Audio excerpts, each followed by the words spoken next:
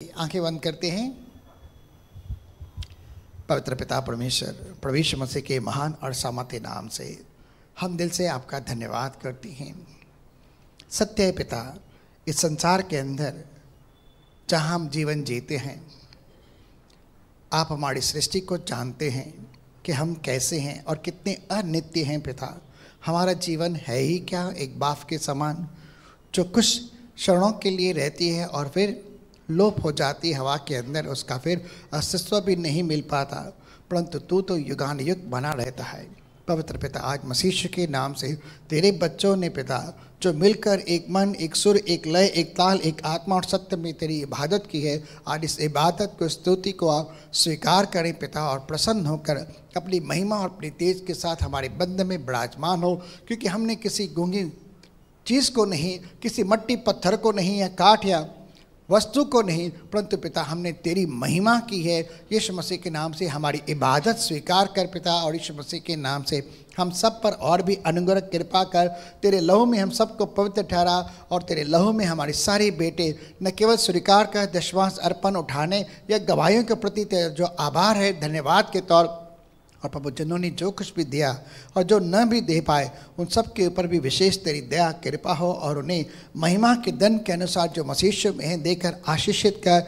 और प्रभु मैं दिल से दुआ करता हूँ कि हर एक को वह अनुग्रह प्राप्त हो, ताकि सब कुछ हर समय सब कुछ बहुतायत से हर एक के पास रहे, कोई कमी घटी न हो। और दुआ करते हैं स्वास्थ्य हो, शांति हो, आनंद हो, प्रभु हर प्रकार की बरकत और स्वतंत्रता हर एक के जीवन के अंदर आए। हम दिल से दुआ करते हैं सबों को प्रभु तेरे ईश्वर के स्थानों की हर एक आशीष से भरपूर कर, और दुआ करते हैं कि तेरे दास के ऊपर भी तेरी आत्मा का मस्सा हो। जब वो बोलें तो प्रभु अपनी समझ या बुद्धि के द्वारा नहीं, परंतु तेरी आत्मा से प्रेरित होकर बोले, ताकि आत्मा जब बात करता है तो हमारे हृदयों को कायल कर देता है, और हम पश्चाताप की नौबत पर आते हैं, और हम अपने आप को तेरे आगे नम्र करते हैं और तेरे आने के प्रति अपने आप को तैयार करते हैं। तो आज हमें तैयार होने के विषय में से ना, क्योंकि तेरा आगमन शीघ्र है। हम सब बातों के लिए तेरा धन्यवाद करते हैं प्रभु यीशु मसीह के सामर्थ्य नाम से। एक जोरदार ताली देंगे परमेश्वर के नाम की महिमा के लिए, और भाई हरीश कहलाने का हम परमेश्वर की वेदी के ऊपर स्वागत करते हैं।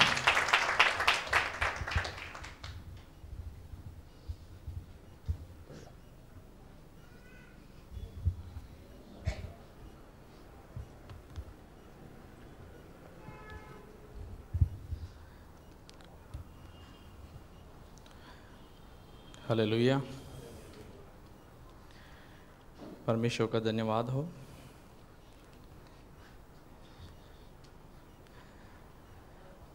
हम प्रकाशित वाक्य के अंदर हैं, और इससे पहले कि हम आगे बढ़ें, हम करीब 19 अध्याय जो हैं वो समाप्त कर चुके हैं। बाकी 20, 21 और 22 3 अध्याय इसके बाकी हैं। परमेश्वर का भी धन्यवाद है, और इस श्रृंखला के अंदर आप बने रहें। आपने जो कुछ परमेश्वर की आत्मा ने सिखाना चाहा, उसके प्रति आपने जो सीखा, इसके लिए परमेश्वर का धन्यवाद करते हैं। इसका मकसद यही है कि जो परमेश्वर है या परमेश्वर की जो लोग हैं, वे आपस में क्या हों, एक मन एक आत्मा के साथ जुड़े रहें, और यीशु आ रहा है उसके विषय में तैयारी जो है वह मुकम्मल हो सके। हालेलुया। मैं जब भी प्रकाशित वाक्य के विषय में या यीशु मसीह के आगमन के विषय में किसी से बात करता हूं, तो मैं एक ही उदाहरण देता हूं कि मान लीजिए आप ट्रेन के लिए स्टेशन पे खड़े हैं, और आपकी ट्रेन जो है वह लेट हो चुकी है। अनाउंसमेंट हो रही है कि आपकी ट्रेन किसी भी समय आ सकती है। उस समय आपको यह पता नहीं है कि 10 मिनट में आएगी, 2 मिनट में आएगी, लेकिन आपका इंतज़ार घंटों में बदल रहा है। आप क्या करेंगे? आप स्टेशन को छोड़कर अपने घर की ओर रवाना होंगे। बावजूद घंटे हो रहे हैं, आप वहीं पर रुकेंगे। मुझे याद है अगले साल की बात है, मेरा चचेरा भाई, अब वो किसको मानता है, वह किसी ऐसी एरिया के अंदर गया था। उनकी जो ट्रेन है वह बारिश के कारण 13 घंटे लेट चल रही थी। कितना? तो उन्होंने मुझे कॉल किया कि जीजू से पूछ के बताइए कि ये ट्रेन आने वाली है कि नहीं आने वाली है करके। तो मैंने फ़ोन किया उनसे पूछा करके कि इस ट्रेन के बारे में कुछ पता नहीं चल पा रहा है, बता रहे हैं कि 13 घंटे लेट है, या कोई बोल रहा है 2 घंटे लेट है, एग्जैक्टली क्या होगा। तो उनसे जब पूछा गया, उन्होंने कहा कि यह ऊपर जा रही है तो वापस आएगी, लेकिन उनको बोलो वापस नहीं आए क्योंकि यह किसी भी समय में आ सकती है। तो फिर वे वहीं पर रुके। 12 बजे के करीब कॉल किया था, सुबह को 5 बजे वह ट्रेन कल्याण स्टेशन पे आई। हालेलुया। एक चीज़ को समझिए, जब आपको पता नहीं है कि कौन से समय के अंदर आप जिसका इंतज़ार कर रहे हैं वह आने वाला है, तो आपको तैयारी जो है वह हर समय करनी पड़ती है। तो जब हम इस संसार में जी रहे हैं, एक चीज़ को हमेशा अपने सामने रखिए कि हमारा यह जो संसार है यह परदेश है, और हमें कहाँ जाना है? स्वर्ग जाना है, यीशु के पास जाना है। हम सब यीशु के साथ रहेंगे, उसके साथ लौटेंगे इस पृथ्वी पर। फिर यहाँ पर एक ऐसा राज्य स्थापित होगा जहाँ पर बाइबल बताती है भेड़ और भेड़िया एक साथ में चरेंगे। जो यीशु मसीह जो आपने नहीं देखा आप वहाँ पर देखेंगे। वहाँ पर भूख न होगी, प्यास न होगी, नया शरीर होगा। तो जो बहुत उम्दा है, हमेशा एक चीज़ को समझिए, जब बहुत सारे एग्ज़ाम हो जाते हैं, आखिरी एग्ज़ाम हमेशा पीड़ा देता है, क्योंकि आपको लगता है जल्दी से ये ख़त्म हो और हम फ्री हो जाएं, लगता है।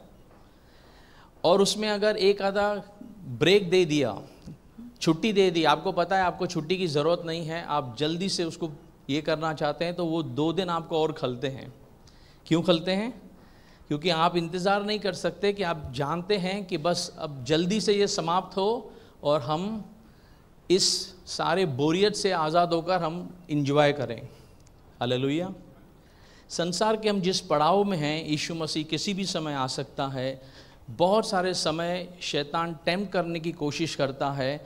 हमें लगता है यीशु जल्दी आना चाहिए, हम उसके साथ जाने चाहिए। हो सकता है उसके आने के अंदर जो थोड़ा सा विलम्ब है और आत्माएं बाकी हैं आना, इसके लिए शायद यीशु मसीह रुका हुआ है, लेकिन वह आएगा। आमीन। तो तैयारी कीजिए।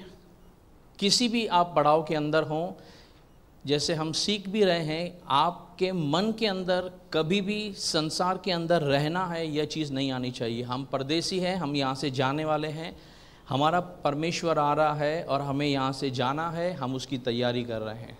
हालेलुया। इन सारे समयों के अंदर जब हम अगले सभा के अंदर 19 अध्याय में थे, हमने एक चीज़ को देखा कि जब महासंकट का समय समाप्त होता है, यीशु अपने सेना के साथ, अपनी कलीसिया के साथ पृथ्वी की ओर लौट रहा है। वह आएगा और उसके आगमन के तेज से बाइबल बताती है मसीह विरोधी को और झूठे नबी को क्या करेगा? भस्म करेगा और उन्हें गंधक की झील में डाला जाएगा। फिर हम आते हैं 20 अध्याय के अंदर। यहाँ पर क्या विशेषताएं हैं यहाँ पर? क्योंकि एक चीज़ को समझिए, ये अध्याय अपने आप के अंदर एक अलग किरदार, एक अलग खासियत रखता है। जब हम इसको पढ़ने को जा रहे हैं, समझने का प्रयास कीजिए कि यूहन्ना को जब यीशु मसीह दर्शन के अंदर दिखा रहा है या बता रहा है, उसके लिखने का अभिप्राय क्या हो सकता है, कौन से मायनों से बाइबल जो है 20 अध्याय को प्रकट करती है। हालेलुया। तो अपने लिए प्रार्थना कीजिए कि हम जब इस 20 अध्याय से होकर गुजर रहे हैं, तो परमेश्वर हमें इसको समझने के लिए उसके आत्मा के द्वारा प्रभाव डाले। आमीन। चलिए हम शुरुआत करते हैं, हम आते हैं 20 अध्याय, पहले पद से हम आरंभ करते हैं। फिर मैंने एक स्वर्गदूत को स्वर्ग से उतरते देखा। अब यूहन्ना दर्शन के ऊपर दर्शन देखे जा रहा है। जब उसने देखा कि यीशु मसीह का आगमन हो चुका है, अब उसे यह दर्शन दिखाया जा रहा है कि एक स्वर्गदूत जो है वह कहाँ से उतर रहा है? स्वर्ग से नीचे आ रहा है। आगे, जिसके हाथ में अथाह कुंड की कुंजी और एक बड़ी जंजीर थी। उसके हाथ में क्या है? अथाह कुंड की कुंजी और एक बड़ी। जब हम 9 अध्याय के अंदर थे, आपको अगर थोड़ा सा भी सिमरण आता होगा, जब 5वीं तुरही बजाई गई थी, तब हमने देखा अथाह कुंड खोला गया और उसको खोलने के लिए जो शैतान है उसको अधिकार दिया गया, और जैसे ही वह खोलता है वहाँ से धुआं निकलता है, और बाइबल बताती है कि वहाँ से टिंडियों के रूप के अंदर एक बड़ी सेना जो है वो बाहर आती है। उसका विवरण बहुत भयानक है, और उनको एक समय के लिए यानी 5 महीनों के लिए क्या दिया गया है, अधिकार दिया गया है कि वे मनुष्य को क्या मारें, डंक मारें, और उनके डंक से वे लोग मरेंगे नहीं, लेकिन वे मरने की लालसा करेंगे, मृत्यु उनसे भागेगी। वही अथाह कुंड जिसका वह अधिकारी है, जिसके उसको वहाँ से दुष्ट आत्माएं निकल रही हैं। अब बाइबल बताती है कि एक स्वर्गदूत जो है, दूत नहीं लिखा, एक स्वर्गदूत नीचे उतर रहा है, उसके पास अथाह कुंड की क्या है, कुंजी है, और क्या है, जंजीर है। अब इसको आप समझ रहे हैं, जंजीर लेकर आ रहा है, कुंजी लेकर आ रहा है। थोड़ा थोड़ा इमेजिन कीजिए, एक बड़ा सा स्वर्गदूत आ रहा है, उसके हाथ में एक बड़ी जंजीर है, और जब बाइबल बताती है बड़ी है तो उसको थोड़ा सा इमेजिन कीजिए कि क्यों वह लिखा गया है। इसका मतलब यह नहीं है कि उसकी लेंथ बहुत बड़ी है, लेकिन जो उसके हाथ में जंजीर है वह उसकी गरिमा को बताती है कि वह खास है और अपने अंदर कुछ खासियत रखती है, इसीलिए वह बड़ी है। क्यों वह लेके आ रहा है, आगे पढ़िए। और उसने उस अजगर अर्थात पुराने सांप को, जो इब्लीस और शैतान है, पकड़ के 1000 वर्ष के लिए बांध दिया। उस स्वर्गदूत ने क्या किया, शैतान को क्या किया, क्या किया शैतान को? लिखा गया है अजगर अर्थात पुराना सांप, जो इब्लीस और, अब उसके नाम यहाँ अलग अलग लिखे हैं, अजगर, पुराना सांप, इब्लीस, शैतान, या आप एविल कह लीजिए, अलग अलग नामों से बाइबल उसको संबोधित करती है। यशाया कहता है, हे भोर के चमकने वाले तारे, ज्योति का, क्योंकि लूसीफर का नाम क्या है, इसका मतलब जो ज्योतियों का जैसा चमकने वाला है, उसको इस समय क्या किया जा रहा है, क्या किया जा रहा है? इमेजिन कीजिए, जब आप प्रार्थना करते हैं तब आप किसी के जीवन में जब छुटकारा देने के लिए आप क्या घोषणा करते हैं? हम शैतान को कहते हैं ना, कहते हैं। लेकिन मान लीजिए यीशु मसीह आपके पास में आके बोलता है, उसको बांधने की ज़रूरत नहीं है, मैंने ऑलरेडी बांध दिया है। इमेजिन कीजिए एक ऐसा समय जब शैतान के सब कुछ पावर को ख़त्म कर दिया जाएगा। हालेलुया। वह, आगे पढ़िए क्या लिखा है, उसको पकड़कर बांधा गया और 1000 वर्ष के लिए बांधा गया है। कितने वर्ष के लिए? कितने वर्ष? बहुत होते हैं, 1000 वर्ष बहुत होते हैं। हमारी आयु कितनी है? 60, 70, 80 साल। 1000 वर्ष बहुत होते हैं। आगे, और उसे अथाह कुंड में डालकर बंद कर दिया। अथाह कुंड में डाला गया, उसको कैद में डाला गया, बंद किया गया, और उस पर मुहर कर दी कि वह 1000 वर्ष के पूरे होने तक जाति जाति के लोगों को फिर न बरमाए। 1000 वर्ष जब तक समाप्त नहीं होते हैं, शैतान किसी को भी भरमाने न पाएगा। हालेलुया। इसीलिए मैंने कहा वह 1000 वर्ष जहाँ पर भेड़ और भेड़िया एक साथ में जाएंगे। इसके विषय में पुराना नियम जो है बहुत अलग अलग तरीके से बातें करता है।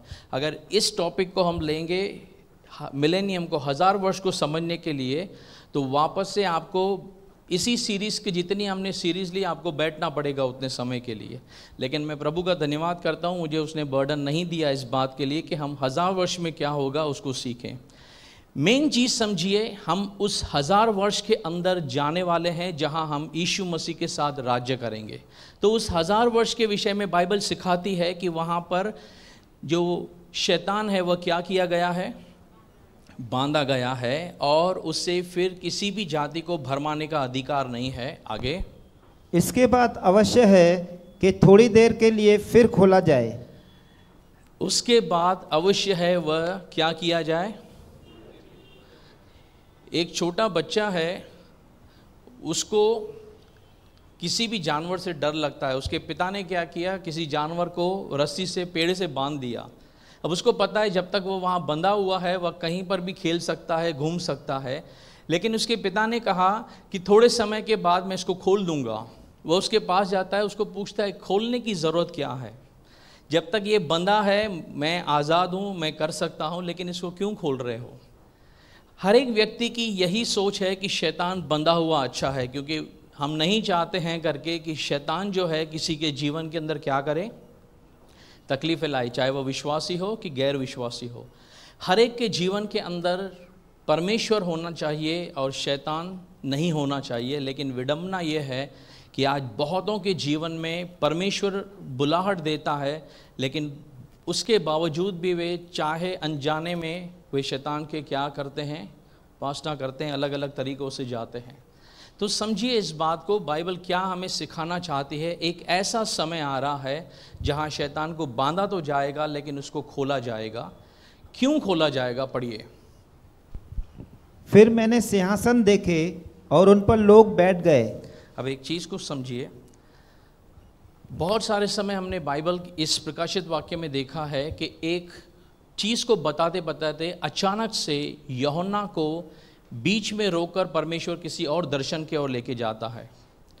जैसे हमने देखा कि 6 मोहरें खुल गई, उसके बीच में परमेश्वर 7वें अध्याय को रखता है कि कौन है जो परमेश्वर के और मेमने के प्रकोप से बच सकता है। वहाँ उसको बताने के लिए 7वां अध्याय दिया गया कि वे यहूदी जो 1,44,000 जिनके ऊपर मोहर की गई है, और वे सब जो उसके मसीह विरोधी के छाप को नहीं लेते हैं, वे सब परमेश्वर के प्रकोप से बचने वाले हैं।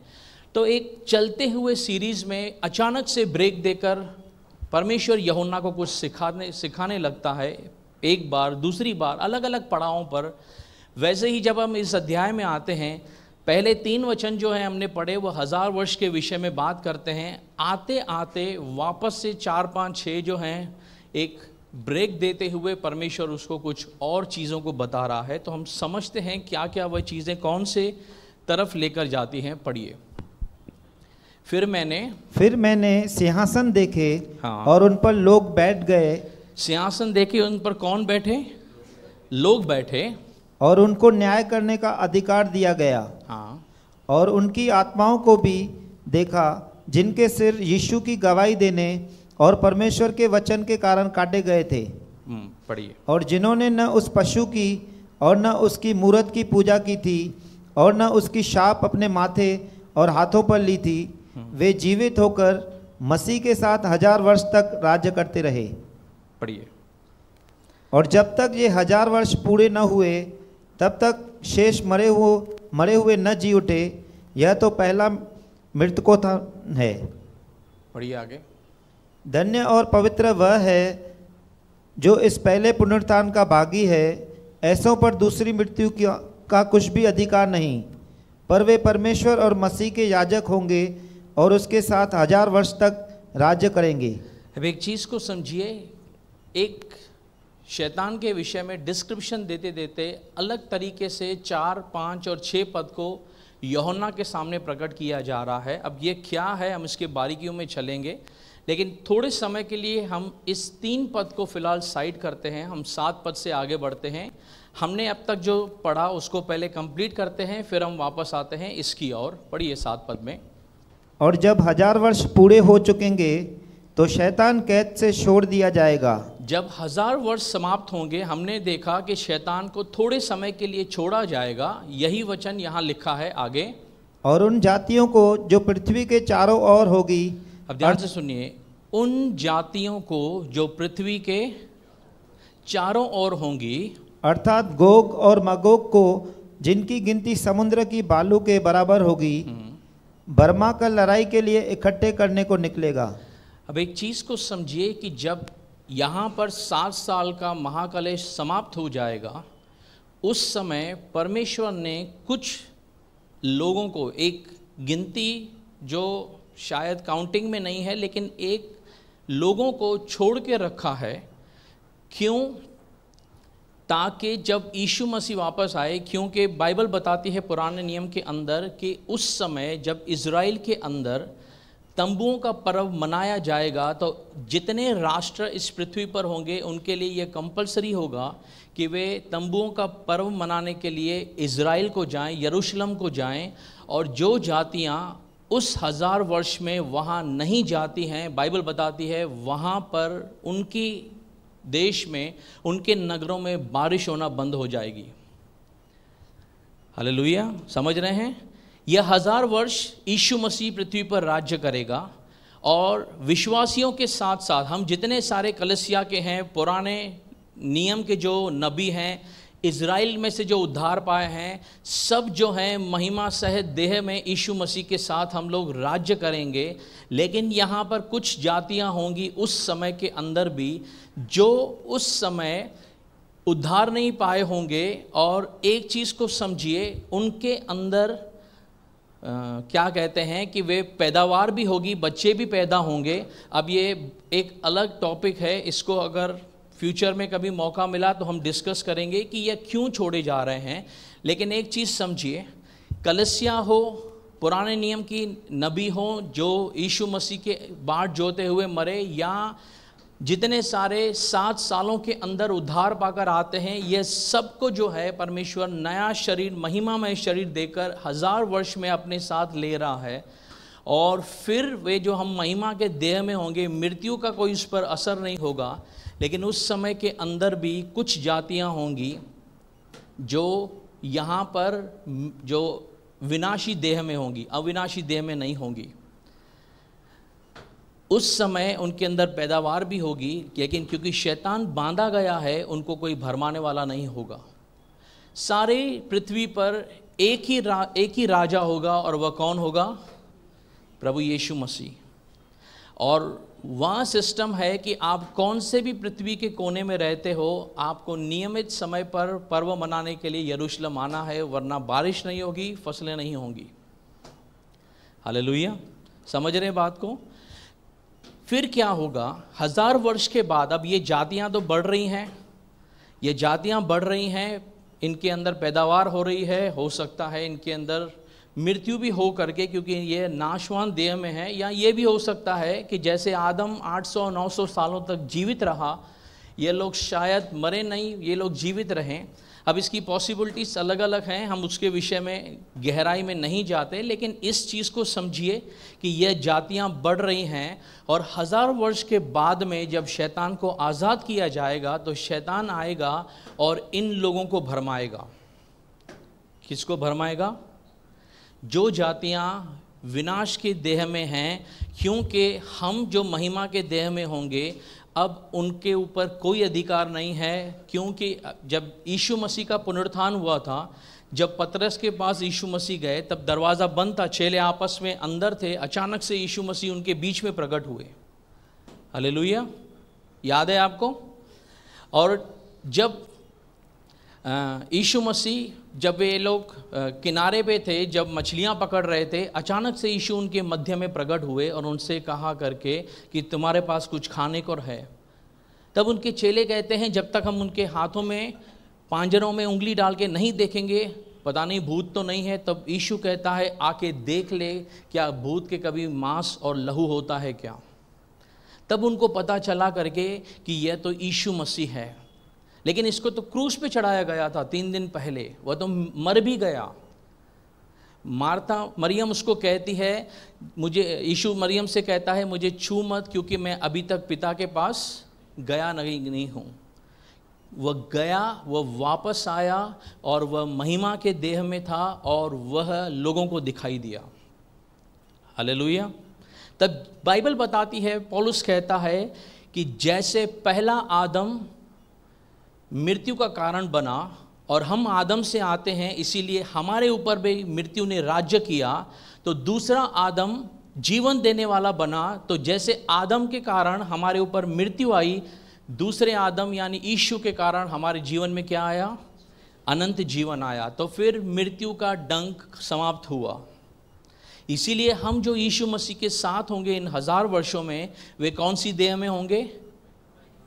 यह देह नहीं है जहाँ पर कोई एक अलग देह होगी जो कभी नाश नहीं होती है। हालेलुया। जो शायद उस समय जब परमेश्वर ने आदम को बनाया था उसके पास थी, क्योंकि जब तक मृत्यु नहीं आई थी उसके जीवन में, वह क्या था? अविनाशी शरीर के अंदर था। तो एक चीज़ को समझिए, यहाँ पर हम परमेश्वर के साथ हैं और वहाँ पर वे जातियाँ हैं जो विनाशी शरीर में हैं। जब शैतान को छोड़ा जाएगा वह वापस आएगा, वह इनको भरमाएगा करके, और भरमाने के बाद यह परमेश्वर और उसके लोगों हम सब के विरोध में उनके साथ में पंक्ति बांधकर लड़ाई युद्ध लड़ने के लिए आएगा। आगे पढ़िए क्या हो रहा है।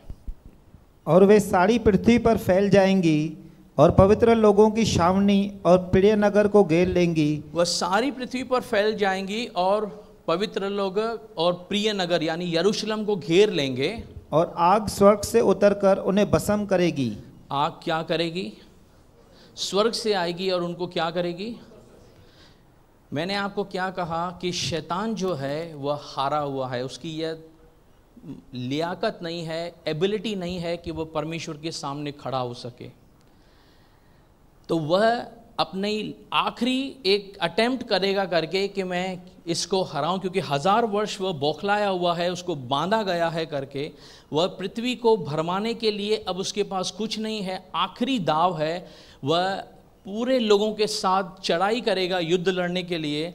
लेकिन बाइबल बताती है कोई यह युद्ध सिर्फ शब्दों का है, स्वर्ग से आग आएगी और उनको भस्म करेगी। आगे बढ़िए।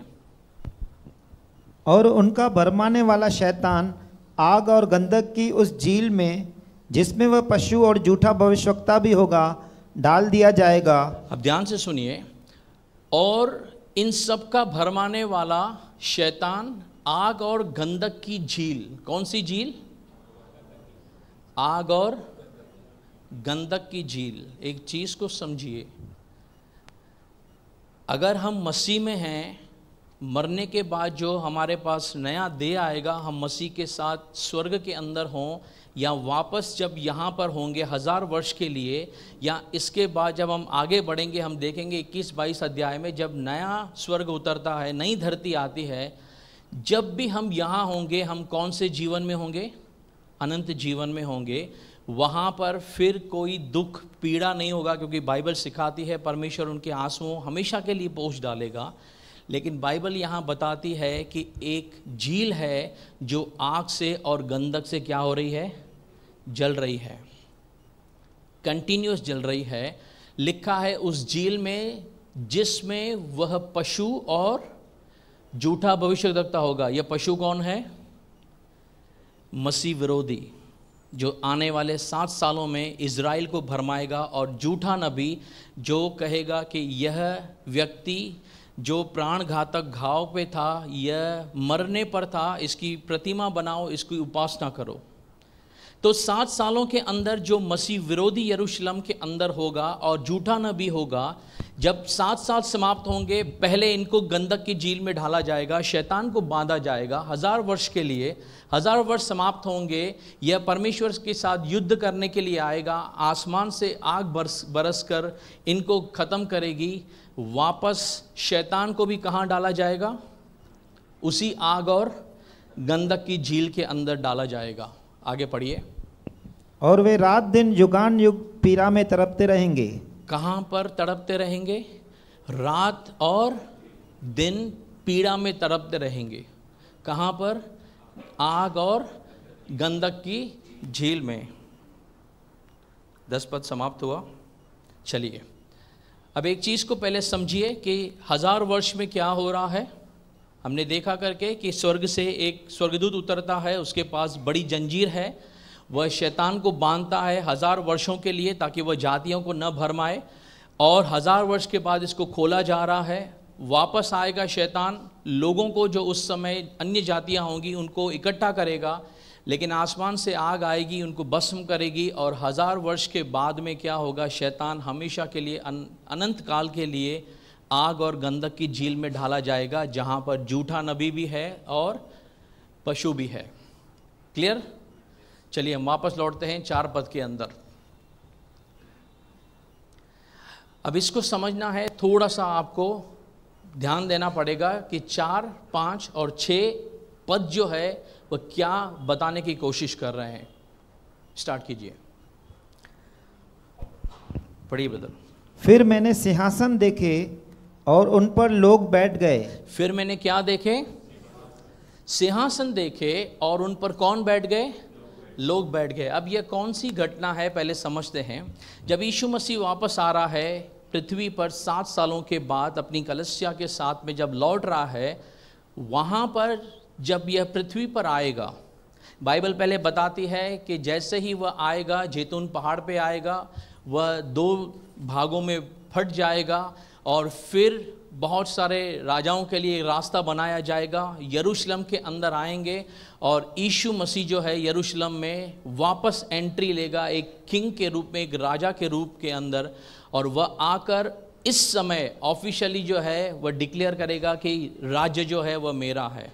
जो लोग उस समय प्रेरितों के अध्याय में लिखा है कि यीशु मसीह से पूछ रहे थे, पुनरुत्थानित होने के बाद क्या तू इज़राइल को राष्ट्र लौटा के देगा, अभी वह समय आ रहा है जब यीशु मसीह जो है इस समय ऑफिशियली एज अ राजा करके लौट रहा है यरूशलेम के लिए। आ रहा है समझ में। इज़राइल की पहली सोच क्या थी कि यीशु आया है, अभी का अभी राज्य स्थापित करेगा, लेकिन उनकी सोच और बाइबल के परमेश्वर की सोच अलग थी। यह समय आ रहा है जब यीशु लौट रहा है अपने राज्य को स्थापित करने के लिए, और जैसे यीशु लौट रहा है उसने देखा, मैंने सिंहासन देखे और उन पर लोग बैठे हुए देखे। अब इसको समझते हैं पहले क्या है। आइए 1 कुरिन्थियों 6 अध्याय 2 और 3 पद को पढ़ते हैं। क्या तुम नहीं जानते कि पवित्र लोग जगत का न्याय करेंगे? एक चीज़ समझिए, पौलुस ने यह पत्री लिखी, और यह पत्री लिखी अन्य जाति को जो कलीसिया थी जहाँ पर, और उनको संबोधित करते यह चीज़ वह घोषणा कर रहा है, क्या तुम लोग नहीं जानते हो कि पवित्र लोग जो हैं वह जगत का न्याय करेंगे। अब जिसको वह लिख रहा है पवित्र, वह पहले समझिए, क्योंकि जब पवित्र शब्द आता है तब कन्फ्यूजन होता है, क्योंकि मत्ती 24 अध्याय के अंदर भी पवित्र जनों के विषय में लिखा है, लेकिन वह कौन से समुदाय को प्रकट करता है और यहाँ कौन से समुदाय को प्रकट करता है, इसको डिफ्रेंशिएट करना बहुत ज़रूरी है। कुरिन्थियन की जो थी वह अन्य जाति से आने वाली कलीसिया थी, इसीलिए जब पौलुस उनको लिखता है वह संबोधित करता है, क्या तुम नहीं जानते कि पवित्र लोग जगत का न्याय करेंगे। आगे पढ़िए। सो जब तुम्हें जगत का न्याय करना है, ध्यान से सुनिए, वह नहीं कहता है कि पवित्र लोगों को जगत का न्याय करना है, वह कहता है तुम्हें, यानी कलीसिया को वह कहता है कि तुम्हें जगत का क्या करना है, न्याय करना है। आगे, तो क्या तुम छोटे से छोटे झगड़ों का भी निर्णय करने के योग्य नहीं? तो छोटे मोटे जो झगड़े हैं उनका निर्णय तुम आपस में करो, उसके लिए कोर्ट के अंदर या अदालत के अंदर जाने की आवश्यकता नहीं। यह पौलुस के शब्द हैं कुरिन्थियन को। आगे, क्या तुम नहीं जानते कि हम स्वर्गदूतों का न्याय करेंगे? क्या तुम नहीं जानते हम किसका न्याय करेंगे। आगे, तो क्या सांसारिक बातों का निर्णय न करें? पौलुस क्या बताना चाहता है कि हम जो हैं वह न्याय करने के लिए नियुक्त किए गए हैं। आ रहा है समझ में। एक और एक आधा वचन पढ़ते हैं। आइए मत्ती की पुस्तक उसका 19 अध्याय उसका 28 पद पढ़िए। ध्यान से सुनिए यहाँ क्या लिखा है।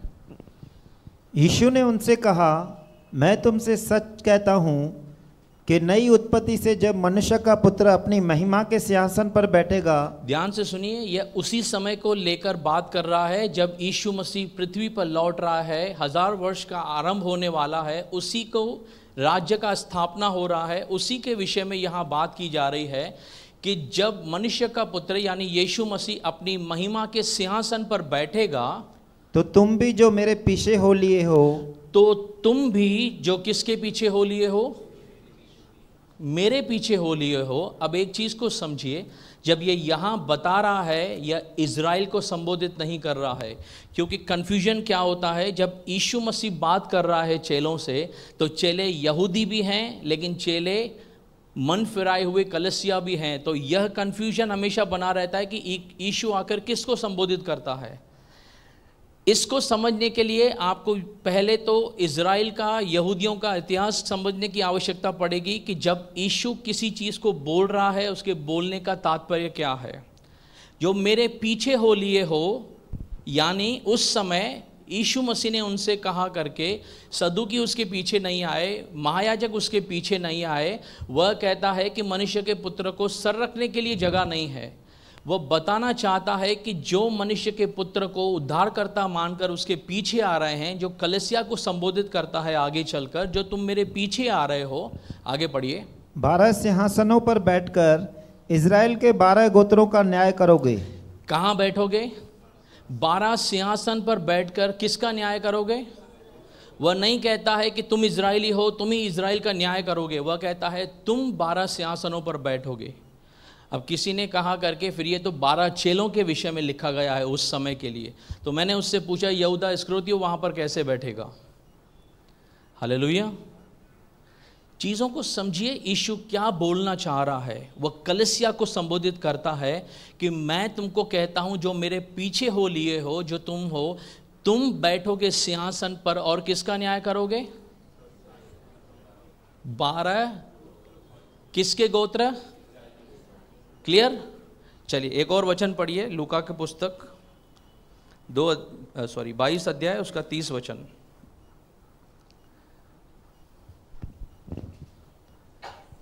वैसे ही मैं भी तुम्हारे लिए ठहराता हूँ, ताकि तुम मेरे राज्य में मेरी मेज पर खाओ पियो, वरन सिंहासनों पर बैठकर इज़राइल के 12 गोत्रों का न्याय करो। यीशु के वही शब्द हैं जो लूका बताना चाहता है कि वह उनको कहता है कि तुम भी मेरे राज्य में जब आओगे, जो मेरे पीछे हो लिए हो, किसका न्याय करोगे? इज़राइल के 12 गोत्रों का। वापस आइए 4 पद में ब्रदर, प्रकाशित वाक्य की पुस्तक 20 अध्याय उसका 4 पद। अब ध्यान से सुनिए यहाँ क्या लिखा है। फिर मैंने क्या देखा, और उन पर कौन बैठे थे? कौन? अभी हमने जो पढ़ा उसके हिसाब से ये कौन हो सकते हैं? कलीसिया। कलीसिया हो सकती है, आप और मैं हो सकते हैं, क्योंकि वह बाइबल बताती है उन चीज़ों को कि वह वहाँ पर डिक्लेयर कर रहा है किसका न्याय करने के लिए? इज़राइल का। आगे पढ़िए। और उनको न्याय करने का अधिकार दिया गया। हाँ। और उनकी आत्माओं को भी देखा, जिनके सिर यीशु की गवाही देने और परमेश्वर के वचन के कारण काटे गए थे। अब ध्यान से सुनिए, पहले तो यूहन्ना जब किसी चीज़ को बयान कर रहा है, उसके बयान में कौन सी भिन्नता है हम समझते हैं इस चीज़ को। वह कहता है मैंने उनकी आत्माओं को देखा। किसको देखा?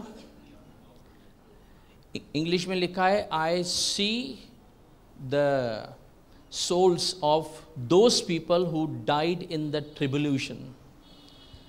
वहाँ नहीं लिखा कि मैंने उनके लोगों को देखा, देह को देखा, उनकी आत्माओं को देखा जिनके सर काटे गए थे। किसके कारण?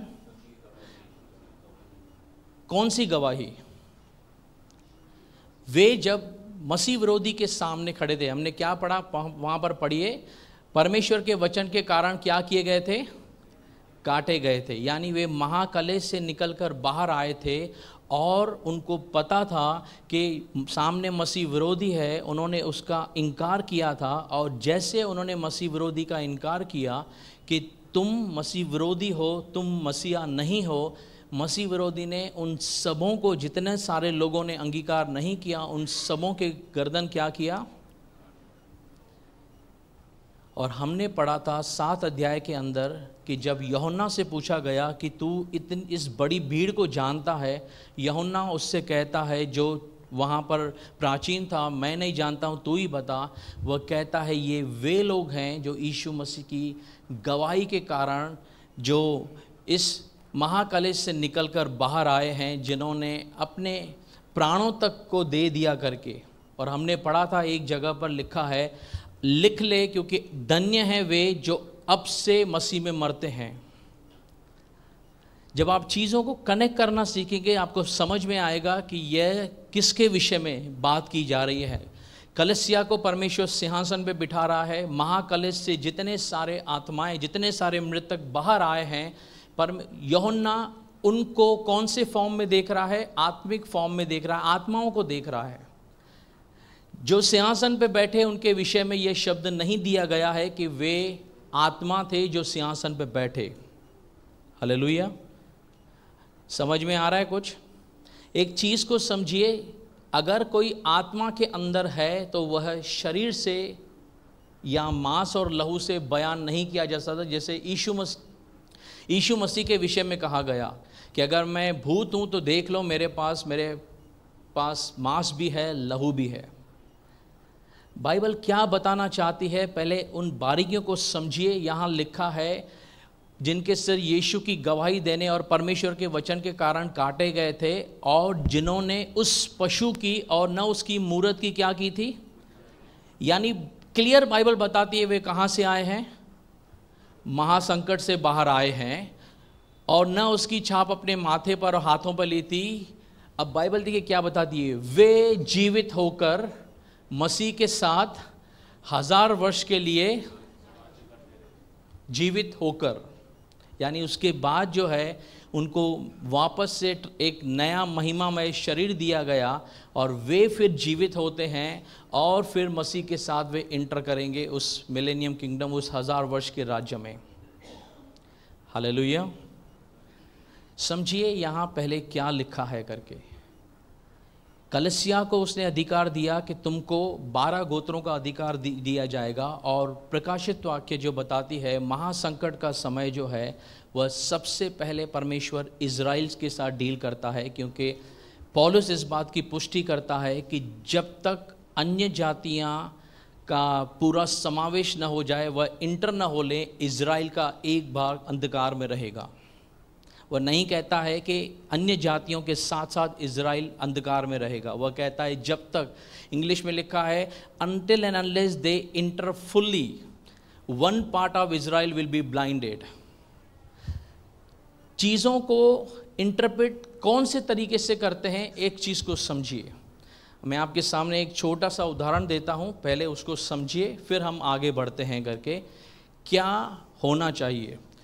ब्रदर लगाइए ज़रा उसको। मैं आपसे एक सवाल कर रहा हूँ, मुझे उसका उत्तर दीजिए करके कि आप क्या सही उत्तर समझते हैं। पहले सवाल सुन लीजिए क्या है।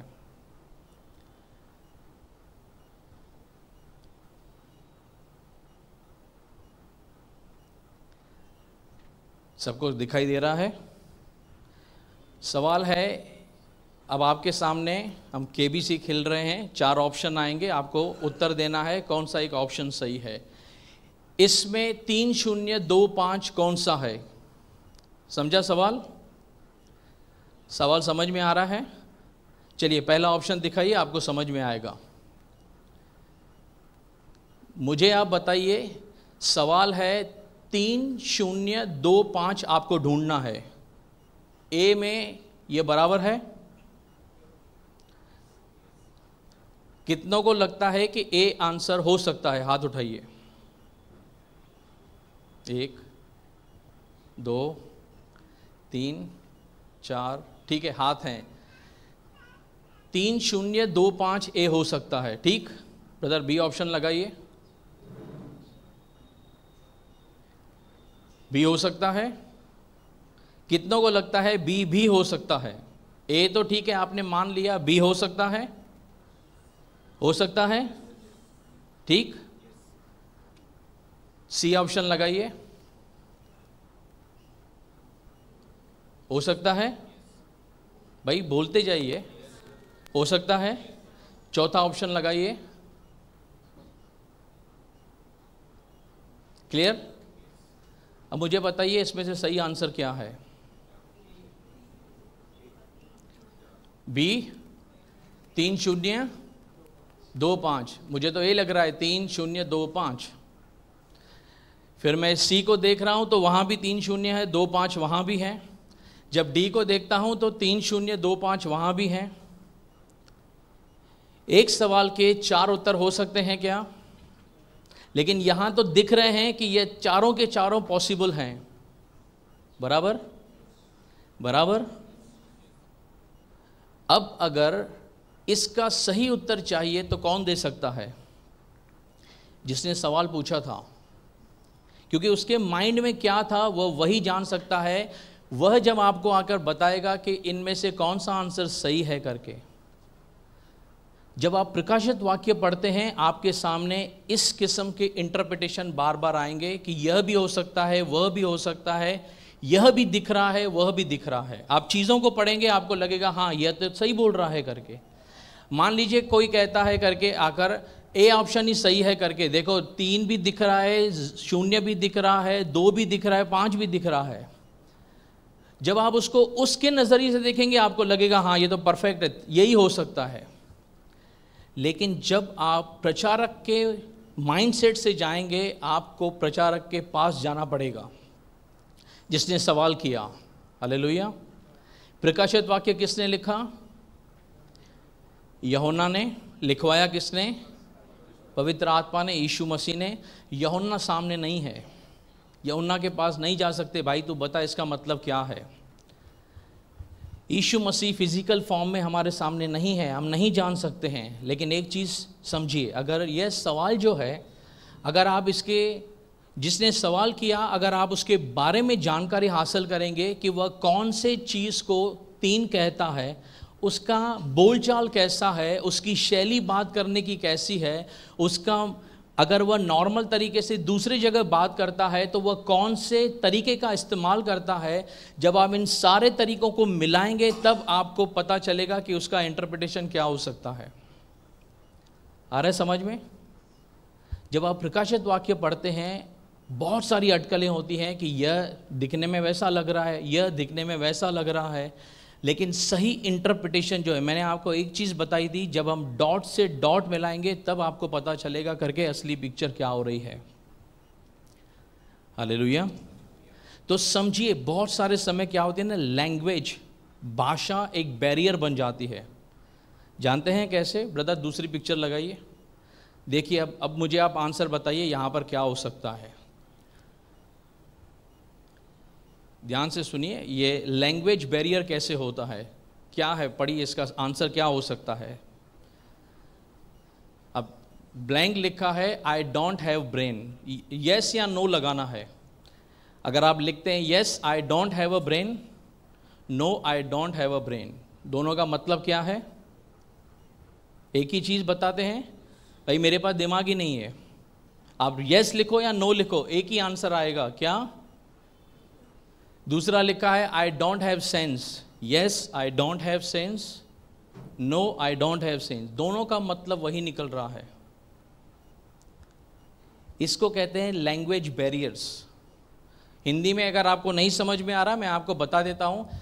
एक सवाल है, हाँ लिखना है या ना लिखना है। मेरे पास बुद्धि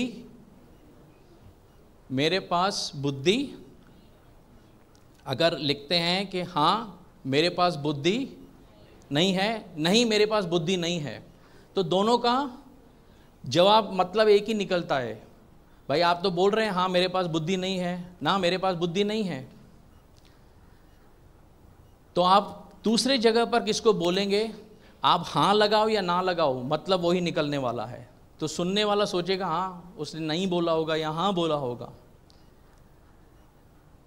बहुत सारे समय जब लैंग्वेज आती है, बैरियर्स आते हैं, तब ट्रांसलेशन जो है वो भारी पड़ जाती है।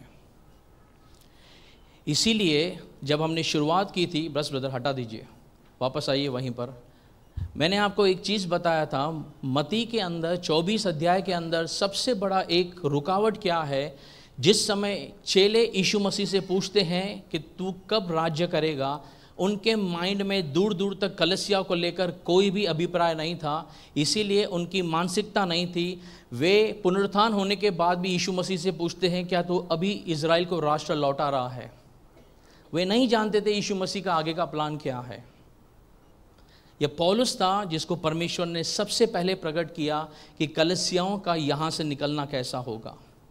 फिर परमेश्वर यूहन्ना को जब यह पद्मोस टापू पे था तब उसको बारीकियों से बताता है। जब आप पौलुस की शैली को और यूहन्ना की शैली को जब आप मिलाएंगे तब आपको पता चलेगा। जिसकी पुष्टि पतरस करता है, वह कहता है कि पौलुस के पत्रियों में भेद पाया जाता है, अज्ञानी और विनाश होने वाले उसके अंदर मिलावट करते हैं, लेकिन उनको समझना कठिन है। और 7 ऐसे भेद थे जिसको पौलुस ने प्रकट किया। उनमें से एक है जो कलीसियाओं के जाने को लेकर है, जो पहला कुरिन्थियों 15 अध्याय उसके 50 में लिखा है, मैं तुम्हें भेद की बातें बताता हूँ। वो पूरा एक पैसेज है, एक सिर्फ ट्रांसफॉर्मेशन के लिए नहीं, लेकिन वह पूरा पैसेज है कि यहाँ से कैसे परमेश्वर ने कलीसियाओं को एग्जिट रखा है। पलक झपकते ही अंतिम तुरी फूकी जाएगी, पलक झपकते ही हम सब रूपांतर हो जाएंगे। छोटी छोटी चीज़ों को यूहन्ना से, पौलुस के इससे और यीशु मसीह ने जो कहा उससे जब आप मिलाते हो तब आपको पता चलता है कि मायने क्या हैं करके।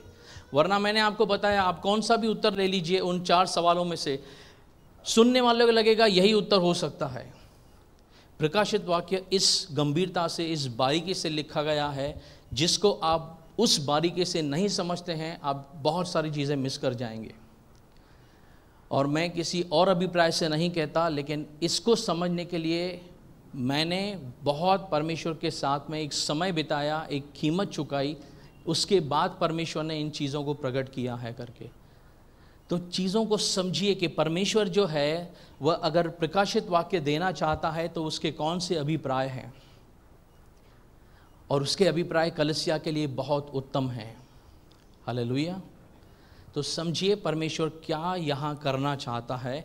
हमने पढ़ा 4 अध्याय के अंदर कि सिंहासन पे बैठे हम लोग बैठते हैं, जो लोग महाकलेश से आते हैं उनका न्याय करने के लिए परमेश्वर ने सामने बिठाया है, और वे जीवित होते हैं, और सब के सब जो हैं, जो महिमा के देह में आते हैं, वे 1000 वर्ष के लिए आगे बढ़ रहे हैं। आगे पढ़िए 5 पद। और जब तक ये 1000 वर्ष पूरे न हुए तब तक शेष मरे हुए न जी उठे, यह तो पहला मृतकोत्थान है।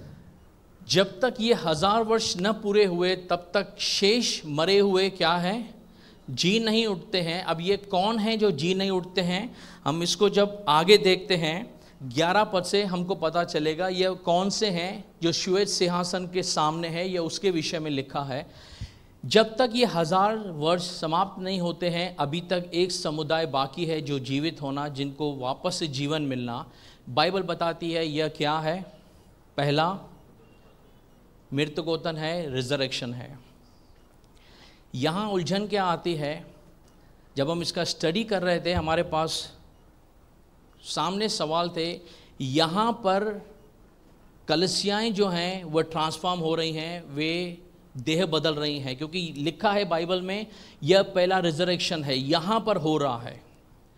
मैंने आपको क्या बताया कि अगर आप कौन सा भी ऑप्शन देखेंगे आप वहाँ पर गलतियाँ कर सकते हैं। उसके लिए आपको बारीकियाँ तलाशनी पड़ेंगी कि क्या बाइबल हमें सिखा रही है कि जो मैं अर्थ निकाल रहा हूँ क्या उसी अभिप्राय से है क्या। लिखा है यह पहला मृतकोत्थान है, लेकिन इसको समझने के लिए पहले आपको 6 पद पढ़ना पड़ेगा। पढ़िए। धन्य और पवित्र वह है, धन्य है वह, पवित्र वह है जो इस पहले पुनरुत्थान का भागी है। जो पहले पुनरुत्थान का क्या है?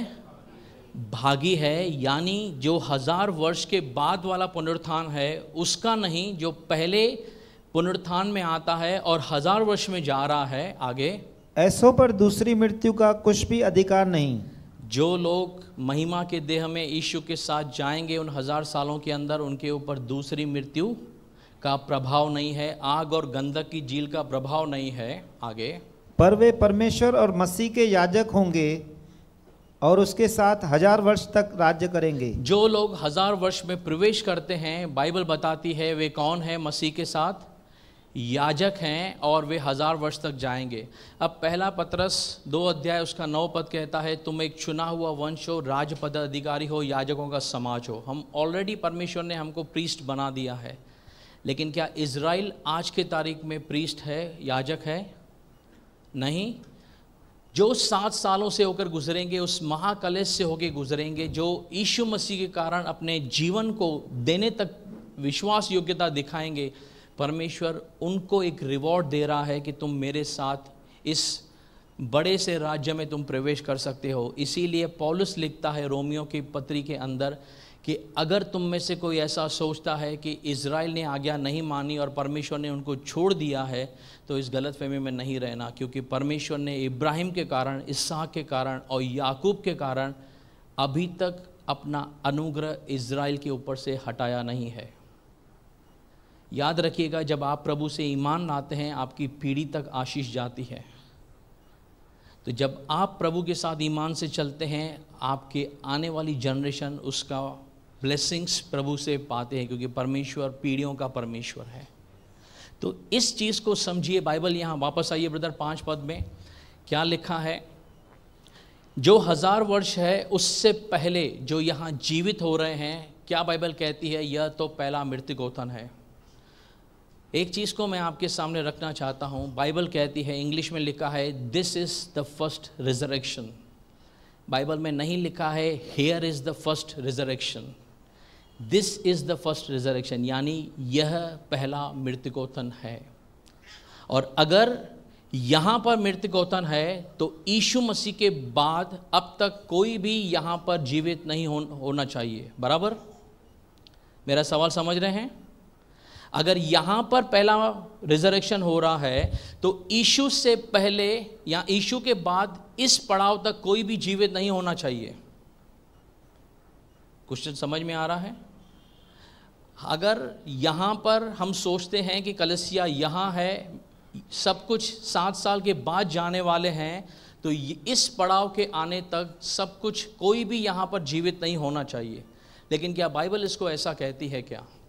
ब्रदर मत्ती का पुस्तक लगाइए, 27 अध्याय उसका 52 पद पढ़ते हैं। ध्यान से सुनिए क्या लिखा है। जब यीशु मसीह मरे उसके बाद की यह घटना है। पढ़िए क्या लिखा है। और कब्रें खुल गई और सोए हुए पवित्र लोगों की बहुत लोथें जी उठी।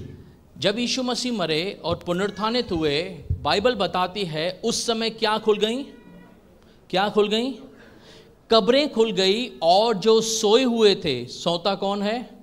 जो मर जाता है। जो सोए हुए थे पवित्र लोगों की बहुत लोथें, क्या लिखा है? हाँ पढ़िए आगे। और उसके जी उठने के बाद, किसके जी उठने के बाद? यीशु मसीह के जी उठने के बाद। क्योंकि पहले तो विधवा का पुत्र भी जीवित हुआ था, लाजर भी जीवित हुआ था, याईर की बेटी भी जीवित हुई थी। लेकिन बाइबल बताती है यीशु मसीह के पुनरुत्थानित होने के बाद ये लोग कब्र से जीवित हुए थे। आगे, वे कब्रों में से निकलकर पवित्र नगर में गए। कब्र में से निकले, कहाँ गए? पवित्र नगर में। और बहुतों को दिखाई दिए। और बहुतों को दिखाई दिए। कौन थे ये? चलिए छोड़िए उसको, ये अलग टॉपिक है, हम इसका स्टडी बाद में करेंगे। लेकिन अगर यीशु मसीह के बाद वहाँ पर पहला रिजरेक्शन है तो ये कौन से लोग थे जो जीवित हुए हैं यहाँ पर? हालेलुया।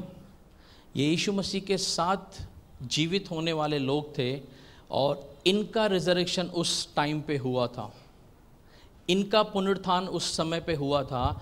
और बाइबल सिखाती है, पहला कुरिन्थियों 15 अध्याय, अगर आप 20 से आगे पढ़ना कहेंगे, कि बहुत सारी देह हैं और अपने समय पे उनका क्या होगा? देह उनको जीवित किया जाएगा। तो अपने समय पर यीशु मसीह जब गए उनके साथ में ये सब थे। और जानकार कहते हैं कि ये पुराने नियम के लोग थे, संत थे, जो यीशु मसीह के साथ में जीवित हुए।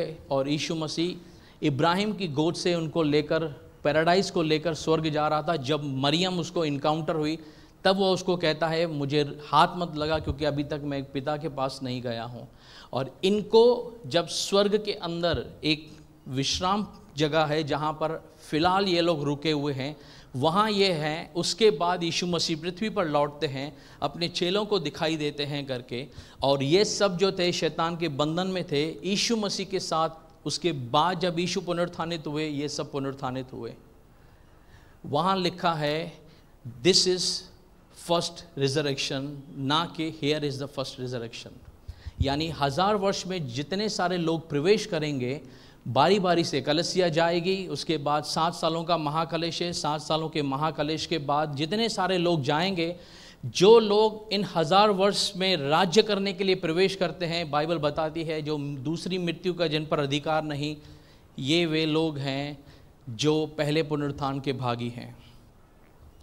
एक छोटा सा उदाहरण देता हूँ, समझने का प्रयास कीजिए। दानियल के 70 सप्ताह को 69 सप्ताह कभी समाप्त हुए? जब यीशु मसीह क्रूस पे चढ़ाए गए। 70 सप्ताह अभी तक चालू नहीं हुआ है, अगर आपने अच्छे से स्टडी को समझा होगा। 69 सप्ताह खत्म, 70 सप्ताह चालू नहीं हुआ है। उसके बीच में क्या है? कलसियाओं का एज है, कलसिया बीच में आ गई है करके 70 सप्ताह स्टार्ट होना बाकी है। जब आखिरी सप्ताह, आखिरी महाकलेश शुरू होगा करके अगर कोई कहता है यहाँ पर 70 सप्ताह हैं, तो पहले 69 सप्ताह कहाँ गए? वो तो आगे हो चुके हैं। 70 सप्ताह यहाँ है, इसका मतलब यह नहीं कि सब 70 सप्ताह यहीं से स्टार्ट हो रहे हैं। उसका एक पड़ाव है जो पहले हुआ है, उसका एक पार्ट है जो बाकी है। रिजरेक्शन के भी अलग अलग पार्ट हैं, जिसको मेजरली 3 पार्टों में भागा जाता है, और वह रिलेटेड है इजराइल के फसलों से, उनके पर्वों से। अगर आपको इसके बारे में डीप स्टडी चाहिए तो आपको इजराइल का इतिहास खंगोलना पड़ेगा, उसके पर्व को जानना पड़ेगा, उसके फसल की कटाई को समझना पड़ेगा, तब आपको यहाँ पर जो कन्फ्यूजन है उसके बाद आपको पता चलेगा डिफरेंस क्या है। हालेलुया। मैं इस पड़ाव को इसलिए कहता हूँ क्योंकि बहुत सारे लोग इस पड़ाव में आकर कन्फ्यूजन में रहते हैं, क्योंकि बाइबल जो है, मैंने आपको इसीलिए आज ये उदाहरण दिया, इंटरप्रिटेशन अलग अलग हो सकती है, पढ़ने में दिखने में लग सकता है हाँ ये तो सही है, लेकिन आपको प्रचारक के माध्यम से, आपको बाइबल के माध्यम से जाना पड़ेगा। और बाइबल बताती है कि उस यीशु के साथ बहुत सारे लोग जी उठे, और वे लोग, इसीलिए एक जगह लिखा है these are the first fruits, नहीं लिखा फर्स्ट फ्रूट, यीशु मसीह के विषय में लिखा है these are the first fruits. तो थोड़ा थोड़ा समझते जाइए क्या बारीकियां हैं प्रकाशित वाक्यों को समझने के लिए। चलिए, समय दौड़ रहा है, हम आखिरी इसमें आते हैं। 11 पद से पढ़िए क्या लिखा है। प्रकाशित वाक्य की पुस्तक 20 अध्याय उसका 11 से पढ़िए। फिर मैंने एक बड़ा श्वेत सिंहासन और उसको जो उस पर बैठा हुआ है देखा, जिसके सामने से पृथ्वी और आकाश भाग गए और उनके लिए जगह न मिली। फिर मैंने एक बड़ा श्वेत सिंहासन देखा।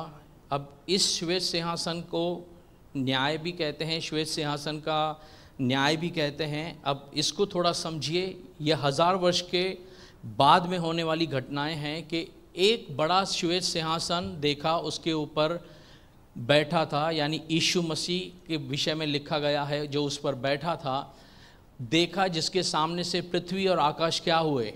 भाग गए, उनके लिए जगह न मिली करके। चलिए आगे बढ़ते हैं, इसको हम आने वाले जो 21-22 अध्याय है उसमें समझ लेंगे क्यों भाग गए पृथ्वी और आकाश। फिर मैंने छोटे बड़े सब मरे हुओं को सिंहासन के सामने खड़े हुए देखा। फिर मैंने छोटे बड़े सब मरे हुओं को किसके सामने देखा? ये कौन है जो मरे? कौन है ये लोग जो मरे? जो लोग महिमा नहीं पाए, जो लोग सदियों से यीशु मसीह पर विश्वास नहीं किए, वे मर गए, वे अधलोक के अंदर चले गए, वे नाश हो गए, या कौन से पड़ाव में है। अब उनका न्याय हो रहा है, परमेश्वर उनको बुला रहा है न्याय के लिए, और लिखा गया है कि उनको परमेश्वर ने उस सिंहासन के सामने खड़ा हुआ देखा। आगे, और पुस्तकें खोली गई। पुस्तकें क्या हुई? उन्होंने जितने सारे काम किए थे परमेश्वर का रिकॉर्ड के अंदर है, वे खोला गया। और फिर एक और पुस्तक खोली गई। फिर एक और पुस्तक खोला गया। और फिर एक और पुस्तक खोली गई। अब ये ट्रांसलेशन में थोड़ा सा मिस्टेक है, एक जगह लिखा है फिर जीवन का पुस्तक भी खोला गया। एक पुस्तक खोला गया, उसके साथ जीवन का पुस्तक खोला गया, अर्थात जीवन की पुस्तक। हाँ। और जैसे उन पुस्तकों में लिखा हुआ था, उनके कामों के अनुसार मरे हुओं का न्याय किया गया। उनके कामों के अनुसार क्या किया गया? न्याय किया गया। क्या हमने उद्धार कर्मों से पाया है? यहाँ क्यों लिखा है कि उनके कामों के अनुसार उनको बदला दिया गया? अब यहाँ 2 पॉसिबिलिटीज़ हैं। परमेश्वर उनको न्याय करने से पहले दिखा रहा है कि तुमने कौन से दिन, कौन से समय में क्या क्या कुकर्म किए थे, इसके कारण तुम अधलोक में हो, नंबर 1। दूसरा ये हो सकता है कि कोई ऐसा व्यक्ति हो जो यीशु मसीह का शायद पहले सब जनरेशन में कभी सुसमाचार सुना नहीं हो करके, लेकिन वह अपने इस बात को जानता हो कि क्या सही है क्या गलत है, किसी को सताना, किसी को मारना, किसी को परेशान करना या जान से मारना या किसी के हक को खाना, ये गलत बातें हैं। और गरीबों की मदद करना, सबकी भलाई करना, ये अच्छी व्यवस्था की बातों को अगर वह चलता आया होगा, परमेश्वर याद रखिए कभी किसी के साथ गलत नहीं करता। परमेश्वर उनका न्याय करने से पहले उनके चिट्ठे खोल रहा है कि देखो यहाँ पर क्या हो रहा है। आ रहा है समझ में? सब लोग, हम भी यीशु मसीह के सामने होंगे, न्याय आसन के सामने वे लोग भी होंगे। आप ऐसा मत समझिए कि हम प्रभु के अंदर, हम स्वर्ग गए, हमारा न्याय नहीं होगा। हर एक का न्याय होगा। जो आप अच्छे काम करते हो वहाँ पर आपको रिवॉर्ड मिलने वाला है। तो यहाँ पर अन्य जातियों का, सारे राष्ट्रों का न्याय हो रहा है। जो मृतक हैं उनको जिलाया जा रहा है। अब वे परमेश्वर के सिंहासन के सामने है, पुस्तकें खोली गई हैं, उनको उनके कार्य दिखाए जा रहे हैं। आगे, और समुद्र ने उन मरे हुओं को जो उसमें थे दे दिया। समुद्र में जितने सारे लोग मरे थे उन्होंने उसको दे दिया। और मृत्यु और अधोलोक ने उन मरे हुओं को जो उनमें थे दे दिया। मृत्यु और अधोलोक ने भी उनको दे दिया। अब अधोलोक क्यों लिखा है, कभी समय मिला तो इसके विषय में बताएंगे करके कि क्यों अधोलोक लिखा है। आगे, और उनमें से हर एक के कामों के अनुसार उनका न्याय किया गया। उन्होंने जितने सारे काम किए थे परमेश्वर ने उनको सामने दिखाया, जैसे एक फ्लैशबैक चलता हो कि उन्होंने क्या गलत काम किए हैं, क्या सही काम किए हैं। आगे, और मृत्यु और अधोलोक भी आग की झील में डाले गए। एक मिनट समझिए इस चीज को। मृत्यु को और अधोलोक को जैसे इन्होंने इनको दे दिया, मृत्यु को लिया, अधोलोक को दिया, कहाँ डाला गया? आग की झील, जहाँ कौन है? झूठा नबी, झूठा भविष्यद्वक्ता और शैतान जाने वाला है, जो चला गया। उस समय 1000 वर्ष के बाद उसको भी डाला जाएगा। यहाँ लिखा है मृत्यु और अधोलोक को वहाँ डाला गया। मृत्यु कब आई थी? जब आदम ने अपना परमेश्वर की आज्ञा का उल्लंघन किया, मृत्यु वहाँ आई और मृत्यु यहाँ से बाय बाय करके जा रही है। समझिए क्या हो रहा है। आगे, यह आग की झील तो दूसरी मृत्यु है। यह दूसरी मृत्यु है। जो आग के झील के अंदर जाएगा, जो उस पीड़ा में जाएगा, युगानुयुग वह जलता रहेगा वहाँ। पढ़िए आगे। और जिस किसी का नाम जीवन की पुस्तक में लिखा हुआ न मिला वह आग की झील में डाला गया। जिस किसी का नाम जीवन के पुस्तक में नहीं लिखा गया वह सब के सब कहाँ होंगे? जब हम प्रकाशित वाक्य पढ़ रहे थे, एक चेतावनी दी थी करके कि तू अपने कामों को सिमरण कर, वरना मैं जीवन के पुस्तक से तेरा नाम हटा दूंगा। हालेलुया। इस चीज़ को समझिए, परमेश्वर हमें चिता रहा है करके कि अगर हम मसीह के अंदर नई सृष्टि हैं तो उसके आने तक वफादार और ईमान से बरकरार रहें। अगर कोई आपको आकर कहता है आपने प्रभु के अंदर नया जन्म पाया है, बपतिस्मा लिया है, अब आप कुछ भी करते रहो स्वर्ग जाओगे करके, तो यह एक झूठी शिक्षा है जो आप समझकर किसी गलत डायरेक्शन में जा रहे हैं। आप एक चीज़ को समझिए, बाइबल कहता है जिसको परमेश्वर ने चंगा किया जब फिर से पाप न करना। तो हमें एक चीज़ से बचना है, वो क्या है? परमेश्वर की आज्ञा के उल्लंघन से। पर यदि हम गिरते हैं, बाइबल बताती है इस समय हम अपने जो वकील है, जो हमारा एडवोकेट है परमेश्वर के पास, हम उसके लहू के द्वारा, जो उसका क्रूस कलवरी पे लहू ताज़ा है, आज भी क्षमा मांगते हैं। आ रहा है समझ में?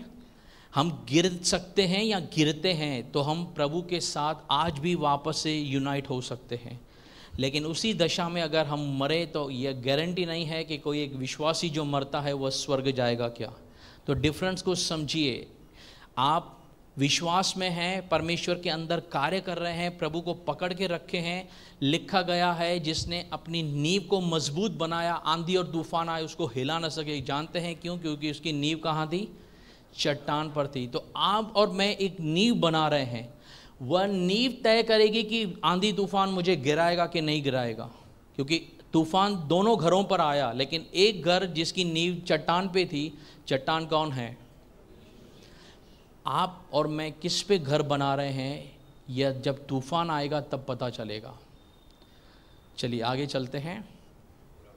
पूरा हुआ? चलिए हम इस वचन के द्वारा सीखते हैं कि यह वचन क्या बताना चाहता है, यह अध्याय क्या बताना चाहता है। अगर आप 2 अध्याय से आरंभ करेंगे, 7 अध्याय 7 वचन तक, 2 पद, 3 पद, 4 पद, 5 पद, 6 पद, इन 6 के 6 पदों के अंदर 1000 वर्ष का जिक्र किया गया है। कंटिन्यूसली आप पढ़ेंगे 1000 ईयर्स, 1000 वर्ष, 1000 वर्ष, 1000 वर्ष 6 बार लिखा गया है। बाइबल एक चीज़ को बार बार जब लिखती है, समझिए उसका एक महत्व है करके। आप और मुझे विश्राम में जाना बाकी है, इसीलिए हम उसके इंतज़ार में रहें, हम उसके आगमन की तैयारी में रहें, हम उसके साथ जाने के लिए रहें। मेरे और आपके ऊपर ये दायित्व है कि जब तक वह नहीं आता है, मेरे प्रियजन, आपके प्रियजन, आपके मित्र, हमारे मित्र जो विश्वास में आना बाकी है, उनके लिए प्रार्थना कीजिए। सुसमाचार हम उन्हें देना ज़रूरी है। हो सकता है जितनी आत्माएं हम बचा सकते हैं, परमेश्वर के पास उनके लिए क्या है, रिवॉर्ड है। क्योंकि एक आत्मा जब बचती है वहाँ क्या होता है, जश्न होता है। तो आइए हम प्रार्थना करें इज़राइल के लिए भी, भारत के लिए भी और हर एक राष्ट्र के लिए, ताकि उसके आने से पहले बहुत सारी आत्माएं बचाई जा सकती हैं करके। हालेलुया। चलिए हम आते हैं। प्यारे परमेश्वर, हम आपके नाम को धन्यवाद देते हैं। हम जानते हैं जो तुझसे प्रेम करते हैं उनके लिए सारी बातें मिलकर भलाई को उत्पन्न करती हैं, अर्थात वे जो तेरी योजना के तहत बुलाए गए हैं। प्रभु जी, हम प्रार्थना करते हैं प्रभु जी, इस समय इज़राइल के लिए, हमारे देश के लिए, हर एक राष्ट्र के लिए प्रभु आंखें खुलने पाए लोगों की। उद्धारकर्ता परमेश्वर आप हैं प्रभु, आपके लहू के द्वारा नया जीवन मिलता है प्रभु जी। हम स्वर्ग जाना चाहते हैं, हम नाश नहीं होना चाहते हैं प्रभु इस पृथ्वी पर। और जिन्होंने प्रभु विश्वास किया है, उनकी दौड़ तेरे साथ समाप्त न होने पाए, धीमी न पड़ने पाए। जब तक तू आए तब तक हम ईमान से और विश्वास में पाए जाएं परमेश्वर। एक बार फिर से हम प्रार्थना करते हैं परमेश्वर, तेरा कलाम को गहराई से सीखने समझने के लिए तेरी आत्मा का मस्सा और उंडेल पिता परमेश्वर। हम प्रार्थना करते हैं परमेश्वर कि जिस अभिप्राय से तूने प्रकाशित वाक्य को प्रभु पौलुस और यूहन्ना के द्वारा कलीसियाओं को भेजा है प्रभु, आज उसको समझने के लिए तू बुद्धि, ज्ञान और समझ का आत्मा दे परमेश्वर। प्रभु इसलिए नहीं कि प्रभु हम उस चीज़ों को अपने तरीके से साबित कर सकें, इसलिए ताकि परमेश्वर जिस अभिप्राय से वचन भेजा गया है, कलीसिया उसको उसी अभिप्राय से ग्रहण कर सके। हमारी आपसे दुआ प्रार्थना है परमेश्वर। हम सब यहाँ घटते जाएं, लेकिन आप हमारे अंदर महिमा पाएं, यही हमारी आपसे दुआ प्रार्थना है प्रभु। सारी महिमा आपके नाम को देते हैं। प्रार्थना यीशु के नाम से मांगते हैं, सुन और स्वीकार कर हमारे आत्मिक पिता। प्रभु आपको आशीष करे। थोड़ा समय ज़्यादा लिया, क्षमा चाहते हैं। चलिए 1 मिनट के लिए आंखें बंद कर दी। पिता परमेश्वर, प्रभु यीशु मसीह के नाम से हम दुआ करते हैं कि अपनी आत्मा के द्वारा हमें वह बुद्धि दे, ज्ञान प्रकाशन की आत्मा दे।